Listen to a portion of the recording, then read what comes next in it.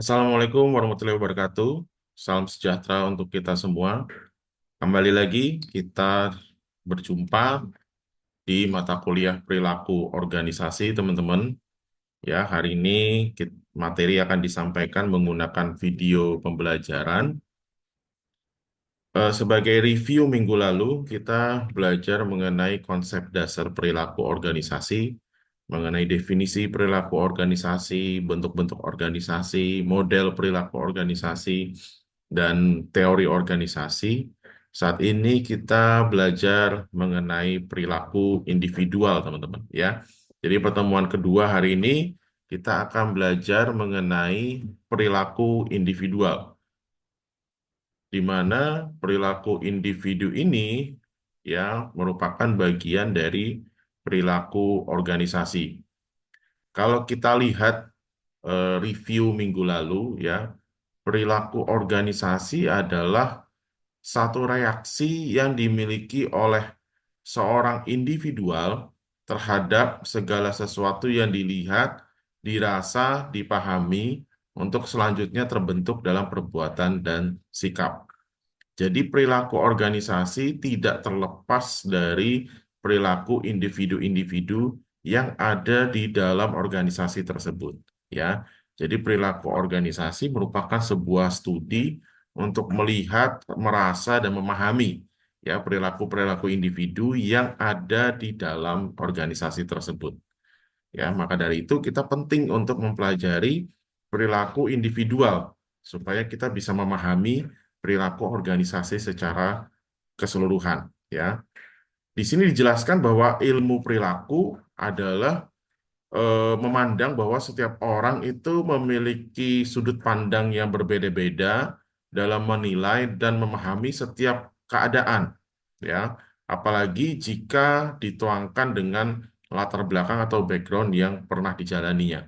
Ya, jadi setiap individu dalam kita mempelajari ilmu perilaku ya, kita mempelajari bahwa setiap individu itu memiliki sudut pandang yang berbeda-beda ya terhadap satu pekerjaan ya. Jadi setiap individu itu memiliki sudut pandang yang berbeda terhadap setiap pekerjaan tergantung dari latar belakang mereka ya, tergantung dari background yang pernah mereka jalani ya. Jadi background itu menentukan perilaku individu ya. Maka dari itu, untuk dapat memahami perilaku individu dengan baik, ya, kita harus memahami karakteristik yang melekat pada individu tersebut, background-background yang melekat pada individu, ya. Jadi kita bisa melihat karakteristik itu berdasarkan biografisnya, kepribadian, persepsi, dan sikap. Ya, kita pelajari karakteristik individu berdasarkan background mereka, berdasarkan biografis, kepribadian, persepsi, dan sikap. Maka dari itu, kita untuk memahami lebih dalam perilaku organisasi, sebaiknya kita terlebih dahulu memahami anggota-anggota atau individu-individu sebagai pendukung organisasi tersebut. Makanya kita saat ini belajar mengenai perilaku individual, ya, perilaku individu, supaya kita bisa memahami secara lebih dalam mengenai perilaku organisasi. Ya, saya ulangi, jika kita ingin memahami perilaku organisasi, kita harus ketahui terlebih dahulu perilaku individu yang mendukung organisasi tersebut. Ya, jadi apa sih sebenarnya perilaku individu itu? Ya, perilaku manusia atau perilaku individu itu adalah fungsi, ya, adalah suatu fungsi dari interaksi antar individu dengan lingkungannya, ya. Jadi individu ini membawa ke dalam tatanan organisasi, ya. Jadi individu membawa kepada organisasi, memberikan kontribusi kepada organisasi, yaitu sebuah kemampuan, skill, kepercayaan pribadi, ya, belief yang mereka punya, pengharapan, kebutuhan, dan pengalaman masa lalu mereka. Pengalaman masa lalu itu terkait dengan masa kerja mereka sebelumnya, ya. Jadi individu ini membawa ke dalam organisasi, membawa skill yang mereka miliki, skill yang natural alamiah maupun skill yang dipelajari, ya. Kemampuan mereka, kepercayaan mereka, pengharapan akan pemenuhan kebutuhan mereka, dan masa kerja mereka atau pengalaman masa lalunya, ya. Ini semua merupakan karakteristik yang dipunya individu Dan karakteristik ini akan dibawa olehnya manakala ia akan memasuki satu lingkungan baru, yaitu organisasi atau lainnya. Jadi karakteristik seperti kemampuan, masa kerja, ya, kepercayaan, pengharapan akan kebutuhan itu akan mereka bawa terus pada satu organisasi ataupun kalau dia memasuki lingkungan yang baru. Ya, jadi pengalaman-pengalaman dia, background dia itu akan dia bawa apa yang dia miliki, kemampuan, skill, pengalaman, lalu apa namanya, background, ilmu pendidikan dan seterusnya, status itu akan mereka bawa ke dalam organisasi yang baru, ya. Jadi ini yang kita pelajari. Karakteristik ini yang akan kita pelajari.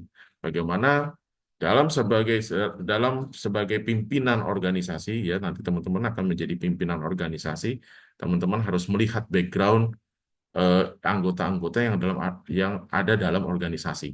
Background itu berupa apa sih? Berupa kemampuan mereka, pengalaman masa kerja mereka, lalu apa status mereka, ya, posisi status dalam hal perkawinan dan lain sebagainya, dan apa namanya usia mereka. Ya, itu nanti akan kita lihat untuk melihat karakteristik perilaku individu.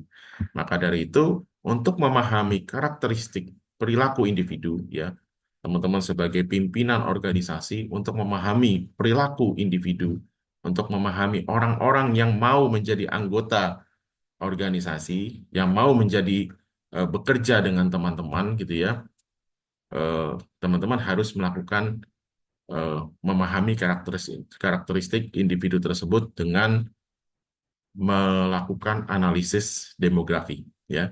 Jadi analisis demografi adalah sebuah ilmu yang mempelajari secara statistik mengenai komposisi dan distribusi penduduk masyarakat yang akan menjadi yang akan teman-teman pilih untuk menjadi anggota organisasi, ya. Ini adalah orang-orang yang kemungkinan akan teman-teman rekrut gitu ya sebagai karyawan. Ya, ini kita harus memilah berdasarkan analisis demografi, ya.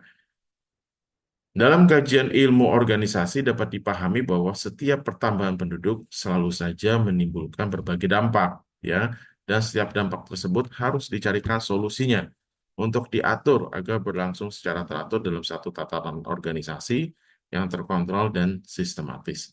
Jadi setiap pertambahan penduduk itu pasti memiliki dampak, terutama dampak dalam hal ekonomi, ya. Nah, teman-teman sebagai pimpinan organisasi ini bertanggung jawab untuk mencari solusi, ya. Minimal teman-teman rekrut masyarakat itu untuk menjadi anggota organisasi supaya mereka bisa sejahtera hidupnya, bisa makan gitu istilahnya, ya. Jadi itu dampaknya supaya eh, apa namanya ekonomi terus berjalan, ya. Nah, ini kita akan melakukan perekrutan karyawan melalui atau memahami karakteristik-karakteristik perilaku individu dengan menggunakan 4 analisis demografi, ya. Jadi 4 analisis demografi ini akan digunakan untuk melakukan penyaringan gitu ya, untuk menentukan atau memahami karakteristik individu-individu yang ada dalam satuan organisasi. Ya, apa saja 4 analisis demografi itu? Yang pertama adalah jenis kelamin. Ya, jadi jenis kelamin ini eh, kita lihat yang poin duanya ya, di mana sebuah organisasi bisnis menghasilkan produk diperuntukkan untuk laki-laki dan wanita, maka jelas ia bisa menghubungkan angka pertambahan dengan prediksi angka penjualan yang akan diperoleh. Sehingga produktivitas yang diputuskan akan dapat disesuaikan. Misalkan ya teman-teman ya, sebuah perusahaan ya atau organisasi dengan core bisnisnya, dengan bisnis utamanya adalah produk kecantikan, maka jelas jumlah karyawan yang diperlukan, yang diutamakan adalah wanita, ya. Kenapa? Karena itu merepresentasikan produk mereka, ya. Untuk bagian tenaga penjualan misalkan gitu ya, yang pasti wanita karena memahami produk tersebut dengan baik. Yang menggunakan produk kecantikan, memakai make up, riasan, itu kan eh, sebagian besar, walaupun laki-laki mungkin ada juga yang menggunakan riasan, tapi sebagian besar adalah wanita. Maka dari itu, eh, sales representatif yang bagus adalah wanita, sehingga rekrutan karyawan itu diperuntukkan untuk wanita.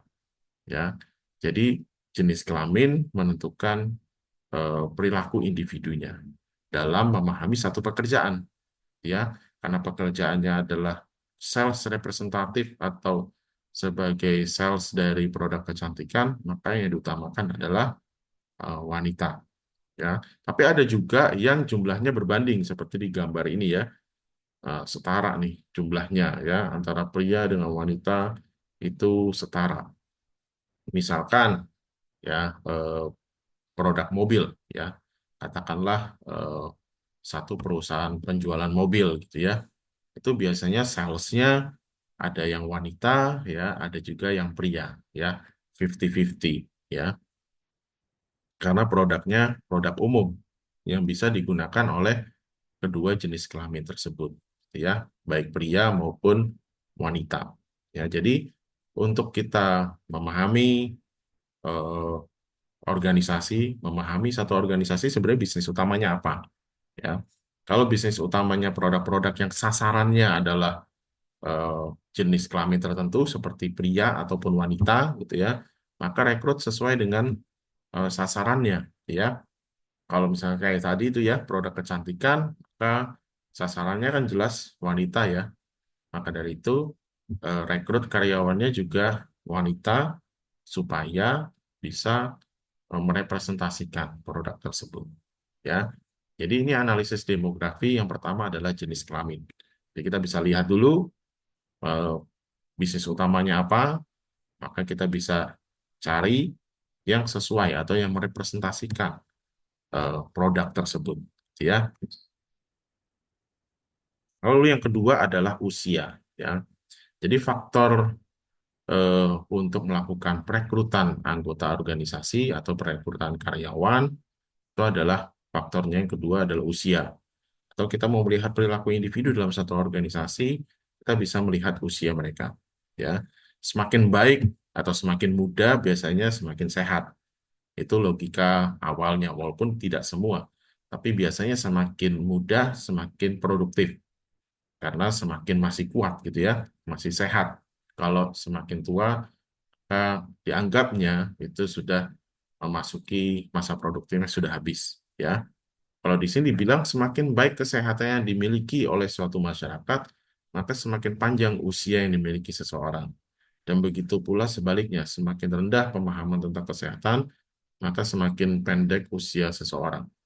Bagi sebuah organisasi, jika para karyawan di organisasinya banyak yang sehat, ya, dan mampu mengatur pola hidup sehat, maka memungkinkan organisasi tersebut akan terhindar dari masalah. Ya, jadi kalau kita bayangkan, misalkan satu organisasi eh, pola hidupnya tidak teratur semua, tidak sehat gitu, ya, pasti banyak masalah, banyak konflik gitu, ya. Eh, maka dari itu sehingga wajar jika beberapa perusahaan tuh sering melakukan kebijakan yang membangun pola hidup sehat karyawannya, ya. Misalkan diadakan perkumpulan olahraga bersama atau senam bareng gitu, ya. Jumat itu waktunya senam bareng biasanya, ya. Jadi Jumat pagi itu sebelum mulai ngantor ada olahraga dulu, ya. Atau juga ada siraman rohani, ya. Ada persekutuan, kalau bagi yang Nasrani ada persekutuan karyawan yang Kristen atau Katolik, ya. Atau ada pengajian bersama gitu, ya. Ada siraman rohani untuk tidak hanya tubuhnya saja yang sehat tapi jiwa dan rohnya juga harus sehat gitu, ya. Dan berbagai aktivitas jenis lainnya dengan tujuan mengurangi stres tingkat karyawan perusahaan. Karena kalau stres itu, ya, kerja terus, kerjanya kayak robot gitu, ya, kerja terus, ya, eh, stresnya tingkat stres tinggi itu akan mempengaruhi kesehatan mereka. Kalau kesehatan karyawan tidak diperhatikan, maka organisasi bisa terkena masalah, ya, terkena masalah dalam hal em, produktivitasnya jadi berkurang karena banyak yang sakit gitu, ya, banyak yang stres. Nah, itu makanya kita harus lihat dari segi usianya, ya, dari segi kesehatan dan usia mereka. Ya, itu menjadi salah satu faktor penting dalam memperhatikan perilaku individu dalam organisasi. Ya, itu usia. Lalu yang berikutnya adalah status, ya. Yang ketiga, analisis demografi yang ketiga adalah status, ya. Posisi status ini adalah posisi status pernikahan. Misalkan single, ya, tidak menikah atau belum menikah, lalu sudah menikah, marriage, atau divorce, bercerai. Kenapa status karyawan ini penting, status perkawinan ini penting? Karena itu akan mempengaruhi kinerja dan juga mempengaruhi perhitungan pajak mereka. Ya, nah, kalau yang sudah menikah, ya, biasanya kinerjanya akan berkurang. Kenapa bisa begitu? Atau kinerjanya agak susah untuk dimutasi, disuruh-suruh gitu ya, disuruh keluar kota. Apalagi kalau wanita menikah, ya, Eh, pasti kan harus merawat keluarga, memikirkan anak, ya, memikirkan anak atau kedua dalam satu keluarga gitu ya, pria dan wanitanya bekerja, ya, sehingga akan sulit untuk misalkan ditempatkan eh, dimutasi ke kota lain, ya, atau di tugas dinas ke luar kota seminggu 2 minggu itu akan sulit, ya, akan jadi lebih sulit untuk disuruh-suruh teman-teman, ya, kalau yang sudah menikah karena punya tanggung jawab terhadap keluarga, kehadirannya itu diperlukan untuk keluarga, ya, dan itu biasanya mengapa kebanyakan itu kalau fresh graduate, ya, fresh graduate tuh di, diutamakan belum menikah, ya, karena mereka masih bisa untuk ditempatkan atau dimutasi ke luar kota, ya, terpisah dari keluarganya itu masih masih bisa karena single. Tapi kalau sudah menikah agak sulit. Mereka harus stay atau nyaman di satu tempat, nyaman di satu posisi saja, ya. Maka dari itu status perkawinan ini bisa mempengaruhi kinerja mereka, ya. Tapi kalau yang sudah married biasanya akan lebih bertanggung jawab, gitu ya, akan lebih bertanggung jawab karena eh, memerlukan memerlukan gajinya untuk memenuhi kebutuhan keluarga, gitu ya, memerlukan pekerjaan untuk memenuhi kebutuhan keluarga. Biasanya akan lebih tough, lebih tangguh gitu ya, ketika yang statusnya merit, ya. Tapi akan sulit untuk disuruh-suruh gitu ya, tidak fleksibel karena harus memikirkan keluarga. Ya, itu perhitungannya. Status karyawan mempengaruhi kinerja mereka dan juga mempengaruhi perhitungan pajak, teman-teman. Kenapa bisa mempengaruhi perhitungan pajak? Karena nanti dalam perhitungan pajak kalau menikah, ya, menikah itu kan ada PTKP-nya gitu ya, karena menanggung keluarga, misalkan kawin dan anak berapa, anak satu, anak dua, itu hitungannya berbeda lagi. Ya, jadi itu akan mempengaruhi perhitungan pajak mereka. Ya, maka dari itu penting bagi sebuah organisasi bisnis untuk mengetahui posisi status karyawannya atau individu yang ada di dalam organisasi tersebut, gitu ya. Jadi ini status pernikahan itu menjadi salah satu analisis demografi untuk mengetahui karakteristik perilaku individu. Lalu yang terakhir adalah masa kerja. Nah, ini yang paling penting, teman-teman. Biasanya masa kerja yang pendek dan lama itu memberikan pengaruh pada pengalaman dari seorang karyawan, ya. Semakin lama masa kerja, maka experience yang dimiliki juga semakin matang. Sehingga wajar jika suatu organisasi dalam melakukan perekrutan karyawan itu menempatkan syarat pengalaman sebagai salah satu syarat yang penting, ya. Mereka yang memiliki masa kerja lama atau experience yang lebih matang itu biasanya menginginkan atau memperoleh pekerjaan dan gaji yang lebih memuaskan. Jadi teman-teman, kalau nanti dalam satu organisasi, itu kan syarat pengalaman jadi penting gitu ya. Tapi ada juga yang fresh graduate, ada memang. Tapi untuk posisi-posisi tertentu, ya, posisi-posisi yang middle management atau top management, itu biasanya menempatkan syarat pengalaman, ya, sebagai satu syarat yang penting, ya, karena dia akan posisinya sebagai decision making, ya, sebagai orang yang mengambil keputusan, maka pengalaman itu, masa kerja itu menjadi salah satu syarat utama. Tapi orang yang berpengalaman itu biasanya menginginkan gaji yang lebih memuaskan, gaji yang lebih besar, ya. Sehingga jika satu organisasi tidak mendapat jika dalam satu organisasi ya orang-orang yang berpengalaman ini tidak mendapatkan sesuai keinginannya, maka biasanya banyak yang resign ya, mencari alternatif atau tempat lain yang lebih menjanjikan.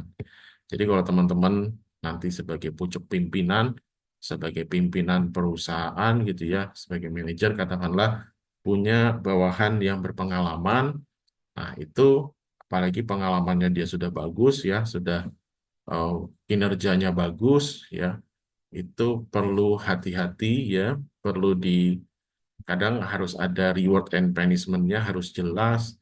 Teman-teman harus bisa merangkul dengan baik ya, merangkul dengan baik orang-orang seperti itu supaya nggak keluar ya, karena kalau keluar nanti susah cari gantinya ya, susah cari gantinya. Maka harus ditreatment dengan baik, harus ditreatment dengan baik. Harus di apa ya namanya, mungkin di eman-eman atau disayang-sayang gitu ya, supaya dia tidak keluar ya. Karena kalau orang yang berpengalaman itu biasanya mencari posisi atau mencari tempat kerja yang bisa memenuhi keinginan mereka, gitu ya. Nah, makanya kita sebagai pimpinan harus memberikan treatment yang baik kepada orang-orang tersebut, memberikan arahan, memberikan teladan, memberikan motivasi yang baik supaya orang-orang seperti ini tidak keluar, gitu ya, supaya tetap bisa bertahan di organisasi kita, gitu ya. Nah, masa kerja itu menjadi penting, teman-teman, ya. Oke, itu analisis demografi yang keempat ya. Jadi pertama tadi ada jenis kelamin ya, pria dan wanita itu memiliki treatment yang berbeda ya, disesuaikan dengan produk yang produk organisasi gitu ya. Lalu yang kedua adalah usia dan kesehatan ya. Usia dan kesehatan ini juga menjadi penting ya untuk organisasi dalam melihat karakteristik individunya. Lalu status perkawinan tadi sudah saya jelaskan yang juga penting. Yang keempat adalah pengalaman atau masa kerja. Ya, jadi itu empat analisis demografi untuk kita sebagai pimpinan mengetahui karakteristik perilaku individu dalam organisasi yang kita pimpin. Ya, lalu karena dalam satu organisasi gitu ya, itu memiliki individu dengan eh, berbeda-beda gitu ya, individu yang berbeda-beda yang kalau kita sebut namanya adalah diversitas beragam gitu ya. Dalam satu organisasi itu pasti beragam karyawannya ya.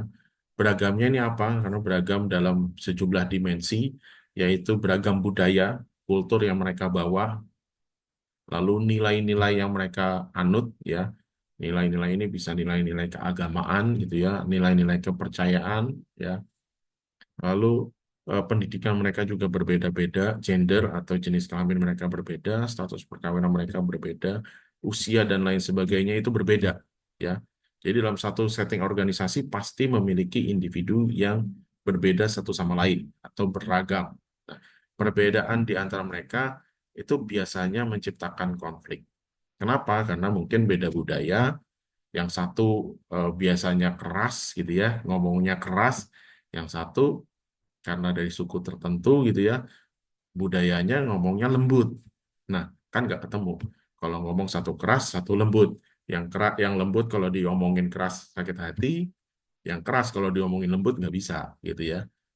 Nah, itu akan jadi miskomunikasi atau biasanya konflik. Nah, kalau konflik itu salah dikelola atau salah ditangani, maka bisa menghasilkan kinerja yang buruk. Nah, teman-teman sebagai pimpinan, calon-calon pemimpin masa depan dalam satu organisasi, teman-teman harus bisa mengelola ini, ya, mengelola konflik ini supaya eh, tidak menghasilkan kinerja yang buruk, ya. Jadi miskomunikasi itu bisa menjadi eh, satu tim tidak akur, ya, karena miskomunikasi, nilainya berbeda, nilai-nilai yang dianut berbeda, itu bisa menjadi miskomunikasi, ya. Karena kalau miskomunikasi itu jadi arahannya juga nggak jelas, nggak bisa satu gitu sebagai satu tim ya, nggak bisa kompak sebagai satu tim, sehingga kinerjanya buruk. Nah, ini teman-teman harus bisa mengelola dengan baik, menangani dengan baik konflik tersebut, supaya tidak terjadi eh, kinerja yang buruk, ya, supaya tidak menghasilkan kinerja yang buruk, ya. Itu dampak diversitas bagi organisasi, ya. Bisa menciptakan konflik, dan kalau konflik itu tidak dikelola, ya, tidak di manajemen dengan baik, maka bisa menghasilkan kinerja yang buruk. Lalu, selain 4 analisis demografi tersebut, salah satu indikator dalam kita menilai karakteristik individu adalah kompetensi dan pembelajaran atau skill mereka, ya.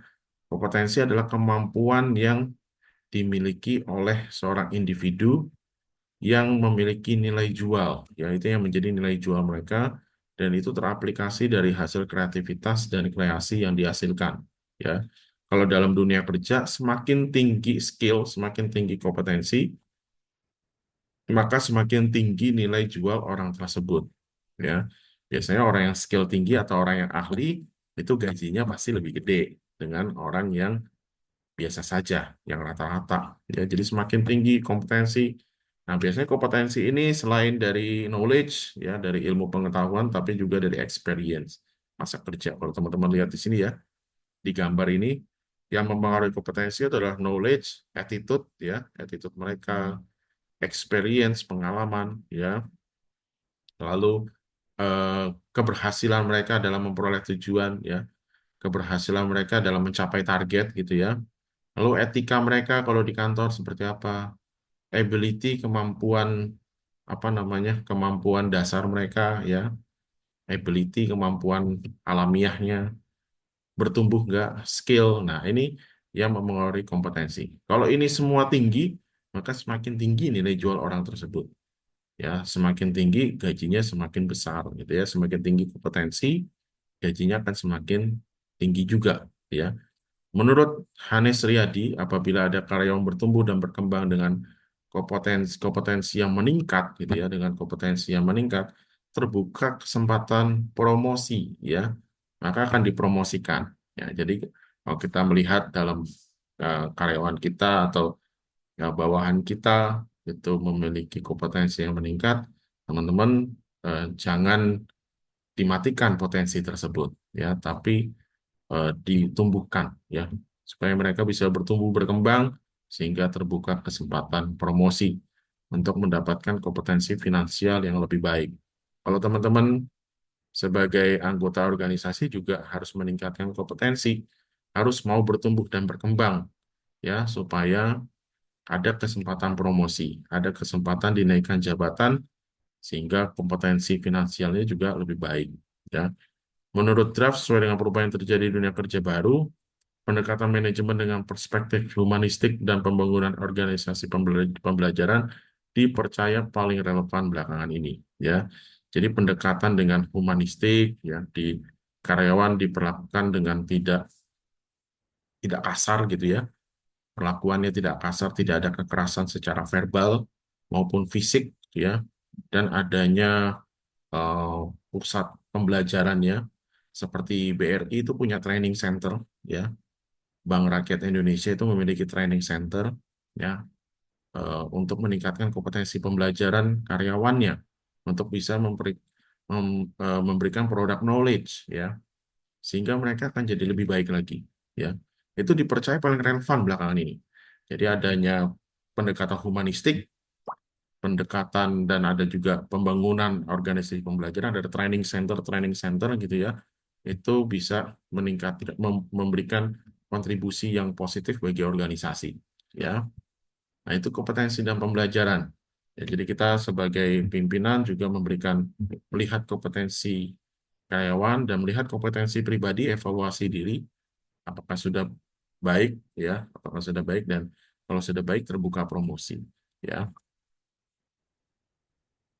Lalu kedisiplinan, ya. Menurut Robert Bakal, disiplin adalah sebuah proses yang digunakan untuk menghadapi permasalahan kinerja. Proses ini melibatkan manajer dalam mengidentifikasikan atau mengkomunikasikan masalah kinerja kepada karyawan. Ya, jadi kedisiplinan, melakukan disiplin terhadap eh, apa namanya, karyawan. Ya, kalau nanti teman-teman sebagai manajer itu teman-teman harus bisa mengidentifikasi dan mengkomunikasikan masalah kinerja kepada para karyawannya, didisiplinkan, gitu ya. Kalau misalkan mereka berkinerja buruk, ya, teman-teman harus memberikan ketegasan. Ya, menurut Robert L. Mathis dan John H. Jackson, ya, peraturan haruslah konsisten dengan kebijakan perusahaan. Ya, peraturan yang ada dalam perusahaan harus konsisten dengan kebijakan perusahaan dan kebijakan harus sesuai dengan tujuan perusahaan. Ya, jadi peraturan yang dibuat harus konsisten dengan kebijakan perusahaan, kebijakan harus konsisten dengan tujuan perusahaan. Jadi teman-teman sebagai manajer nanti harus tegas mendisiplinkan karyawannya jika terjadi permasalahan kinerja mereka. Ya, jadi eh, teman-teman coba pelajari diagnostic management. Diagnostic management itu adalah melakukan mendeteksi berbagai masalah, ya, mendeteksi berbagai masalah yang ada dalam satu perusahaan. Ya, pengelolaan pengetahuan untuk menentukan jenis penyakit atau kondisi kesehatan organisasi berdasarkan gejala atau fenomena yang ada dengan meneliti atau memeriksanya. Ya, hasil diagnostic management ini nantinya dijadikan rekomendasi untuk diarahkan guna membangun sistem, membuat sistem. Kalau misalkan nanti ada sesuatu yang salah, dievaluasi gitu ya, di diagnostic management ini ya. Lalu nanti diagnostic ini menjadi rekomendasi untuk membuat sebuah sistem dan model kepatuhan yang sesuai dengan bentuk organisasi tersebut. Sehingga lebih jauh pihak karyawan perusahaan akan timbul kepatuhan ya kepada berbagai sistem dan peraturan perusahaan. Ya, jadi kalau kita membuat apa namanya sistem dan peraturan gitu ya, kita lakukan dulu diagnostic manajemennya ya. Jadi nanti akan ketemu sistem dan model kepatuhan yang sesuai dengan bentuk organisasi itu. Lalu nanti karyawan perusahaan akan timbul kepatuhan, ada timbul kesadaran sendiri kepatuhan kepada sistem dan peraturan perusahaan. Ya. Menurut Etzioni ada tiga basis otoritas dan tiga basis kepatuhan. Apa saja itu? Ya, kalau tiga basis otoritas ada dua, adanya coercion, ya, yaitu karena adanya rasa takut, ya, memberikan rasa takut kepada karyawan. Otoritas yang coercion memberikan rasa takut kepada karyawan. Misalkan adanya ketegasan sistem yang apa namanya, ada punishment yang yang apa namanya ya mungkin berlebihan ya punishment yang berlebihan sehingga karyawan menjadi takut ya adanya rasa takut memberikan otoritasnya itu karena rasa takut dari karyawan takut kalau tidak memenuhinya nanti akan dipecat takut kalau tidak memenuhi standar tertentu akan dimarahin gitu ya lalu ada yang remuneration yaitu pertimbangan untuk mendapatkan imbalan otoritas dengan memberikan reward ya dengan memberikan imbalan atau remuneration ya jadi memberikan otoritas dengan memberikan imbalan kalau kamu patuh ya kamu akan mendapatkan imbalan ya akan mendapatkan bonus akan mendapatkan eh, insentif jalan-jalan kemana gitu ya kalau misalkan memenuhi target ada jalan-jalan ke luar negeri misalkan ya remuneration ada juga normatif yaitu otoritas dengan peraturan yang ada, dengan peraturan yang ada. Ya nanti dibikin peraturannya, dibikin secara tertulis reward and punishment-nya, gitu ya. Lalu itu tiga basis otoritas, ada coercion memberikan rasa takut, kalau remuneration ini memberikan imbalan, dan normatif memberikan peraturan, ya peraturan-peraturan yang atau ketentuan-ketentuan peraturan yang ada. Lalu yang tiga basis kepatuhan menurut Etzioni adalah yang pertama itu lenitif, ya adanya rasa keterasingan. Jadi kalau tidak patuh itu nanti dikucilkan oleh organisasi. Ada yang seperti itu, ada yang dikucilkan, tidak diberikan pekerjaan, gitu ya. Sehingga kalau nggak ada pekerjaan ya berarti nggak ada pemasukan misalkan.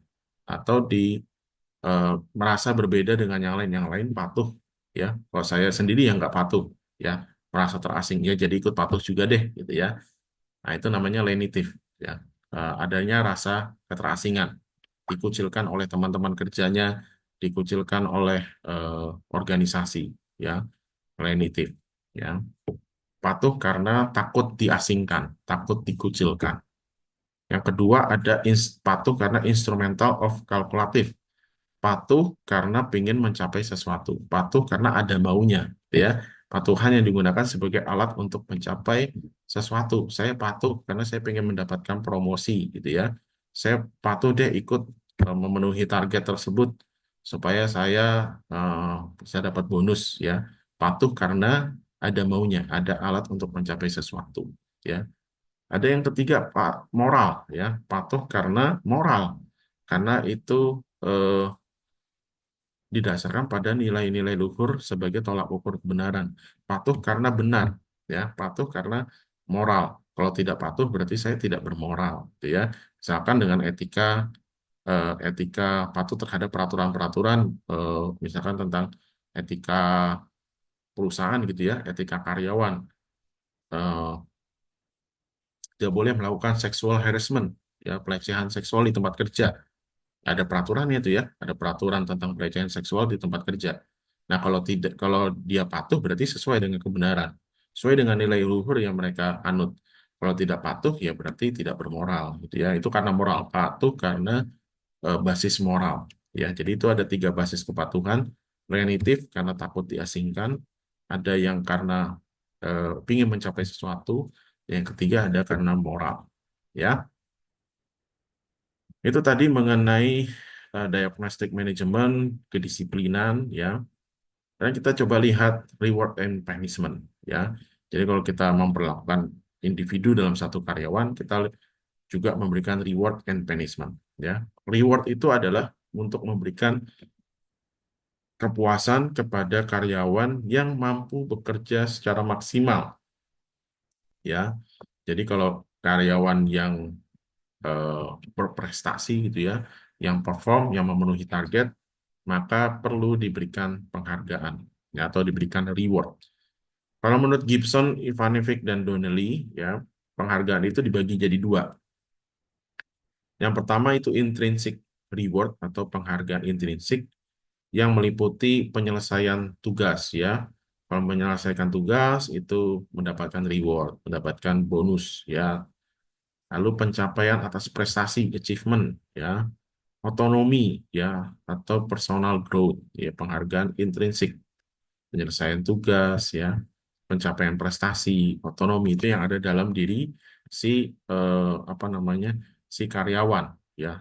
Jadi ini tidak nggak kelihatan bentuknya, tapi mereka merasa puas karena menyelesaikan tugas, reward karena wah selesai juga nih tugasnya gitu ya. Aduh, saya mendapatkan prestasi, reward secara psikologis mendapatkan prestasi ya, di apa namanya, diberikan penghargaan berupa karyawan terbaik misalkan ya, pencapaian prestasi ya.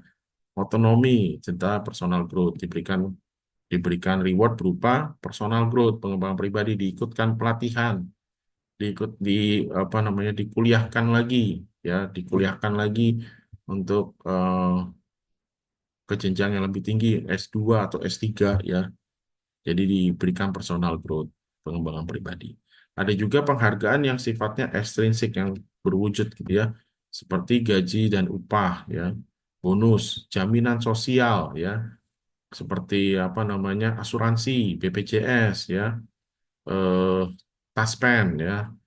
Lalu ada penghargaan antar pribadi, interpersonal reward ya, diberikan plakat, sertifikat penghargaan, dan juga diberikan promosi, kenaikan jabatan. Itu yang sifatnya ekstrinsik, ya.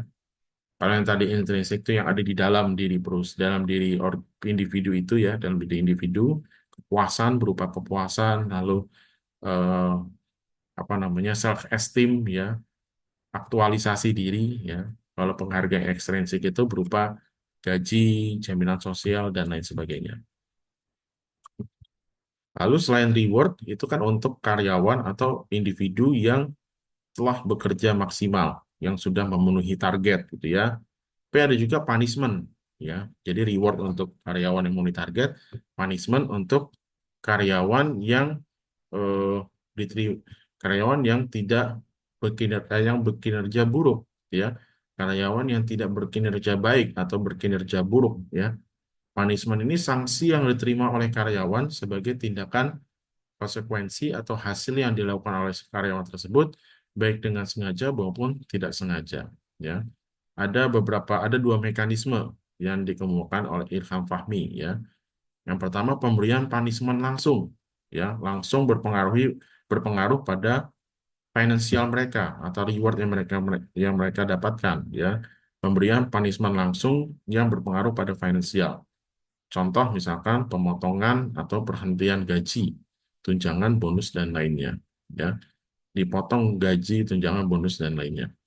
Nah, sebagai dosen, saya sebagai dosen juga ada pemberian punishment ini, teman-teman. Ya, misalkan tidak melakukan laporan BKD atau beban kinerja dosen, ya, maka punishment-nya langsung berpengaruh pada financial reward, dipotong tunjangannya, gitu ya, dipotong tunjangannya sampai dengan 1 semester, kan punishment langsung yang berpengaruh pada finansial. Tapi ada juga punishment yang tidak langsung berpengaruh pada finansial, yang tidak berhubungan langsung dengan finansial. Misalkan dimarahin, ya, dibentak-bentak gitu ya, itu akan membawa dampak pada psikologis karyawan, ya, punishment secara tidak langsung, ya, tidak langsung berpengaruh pada finansialnya, tapi membawa dampak psikologis sehingga membuat efek jera, ya. Eh, itu ya. Jadi untuk karyawan yang berkinerja buruk ada juga punishment-nya. Punishment-nya ada 2 macam. Ada yang langsung berpengaruh terhadap finansial seperti pemotongan gaji, ya, atau perberhentian gaji, tunjangan, bonus, dan lainnya, ya, diberhentikan semua, dipotong, itu berpengaruh terhadap finansial, atau diturunkan jabatannya, ya, diturunkan jabatannya. Nah, itu juga berpengaruh terhadap finansial, kan, di demosi namanya. Kalau dinaikkan jabatannya namanya promosi, kalau diturunkan jabatannya namanya demosi. Ya, itu juga berpengaruh terhadap finansial. Tapi kalau yang tidak langsung berpengaruh terhadap finansial atau reward mereka, itu seperti ya dimarahin, ya, di dimarahin, dibentak, gitu ya. Nah, itu kan membawa dampak psikologis, ya, membawa dampak psikologis, dipermalukan, ya, dipermalukan di apa namanya, satu rapat gitu ya, dipermalukan dan lain sebagainya, itu akan membawa dampak psikologis, ya, itu punishment tidak langsung berpengaruh pada finansial. Baik, itu teman-teman yang saya sampaikan hari ini mengenai perilaku individu, ya.